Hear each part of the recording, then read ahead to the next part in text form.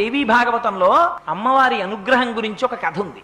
అందులో పూర్వకాలంలో దేవదత్తుడు అని ఒక బ్రాహ్మణుడు ఉండేవాడు. ఆయనకి కొడుకులు లేకపోతే ఆయన పుత్రకామేష్టి అనేటటువంటి ఇష్టి చేశాడు కొడుకుల కోసం. ఆ చేసేటప్పుడు అందులో ఉద్గాత అని ఆ సామవేదాన్ని పఠించడం కోసం సుస్వరంతో స్వరం తప్పకుండా ఆ వేదాన్ని పలకగలిగినటువంటి గొప్ప నైపుణ్యం కలిగినటువంటి వాడిని గోభిలుడు అనబడేటటువంటి ఒక మహానుభావుణ్ణి తీసుకొచ్చి ఆ యాగంలో పెట్టుకున్నారు. యాగం అంతా పూర్తయిపోయింది. చిట్ట చివర సామవేదం చదువుతున్నారు. ఆ సామవేదం చదువుతున్నప్పుడు కొంచెం స్వరంలో దోషం వచ్చింది. దోషం వచ్చేటప్పటికి దేవదత్తుడికి ఎక్కడ లేని ఆగ్రహం వచ్చింది. నేను కొడుకు కోసమని యాగం చేస్తుంటే దాంట్లో వేదం చదవడానికి వచ్చి నువ్వు స్వరం తప్పుతావా, ఎంత తప్పు పని చేశావురా అని అడిగితే ఆయన అన్నాడు, వాక్కు స్వరము దేని మీద ఆధారపడతాయి? ఊపిరి మీద ఆధారపడతాయి. ఆ ఊపిరిని తరువాత తాను చెప్పబోయేటటువంటి వాక్యము ఎంత పొడుగుంటుందో దాన్ని ముందే లెక్క వేసుకుని దానికి కావలసినంత ఊపిరి లోపల తీసి నిలబెడితే తప్ప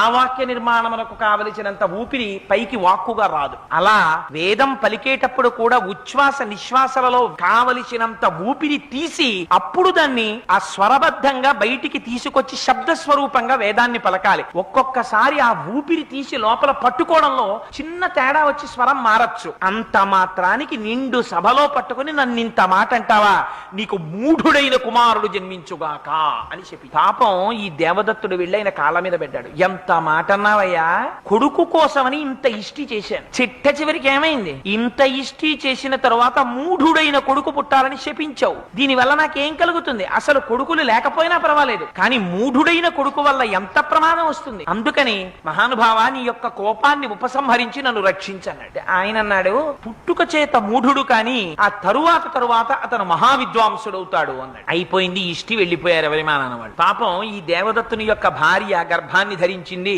ఒక పిల్లవాడిని కంది. ఆ పిల్లవాడిని కూర్చోబెట్టుకుని దేవదత్తుడు సంధ్యావందనం నేర్పుదామంటే వాడు అలా చూస్తూ ఉండేవాడు. వాడి పేరు కూడా వాడి నోటికి తిరిగేది కాదు. ఉతధ్వజుడు అని పేరు పెట్టారు. ఆయన పేరే ఆయనకి నోరు తిరిగేది కాదు. అందుకని అసలు ఏమీ మాట్లాడేవాడు కాదు. అలా కూర్చునేవాడు, ఒక చెక్క బొమ్మ కూర్చున్నట్టు ఉండేవాడు. తండ్రికి అసహ్యం వేసింది. ఒరే, నీలాంటి వాడి గురించి శాస్త్రంలో ఏం చెప్తారో తెలుసా?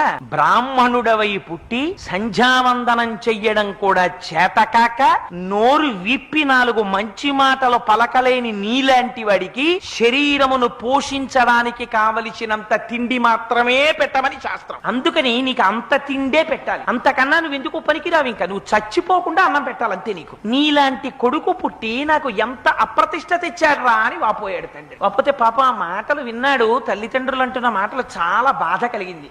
చిచి, నేను ఉండకూడదని చెప్పి దూరంగా వెళ్ళిపోయాడు గంగానదీ తీరానికి.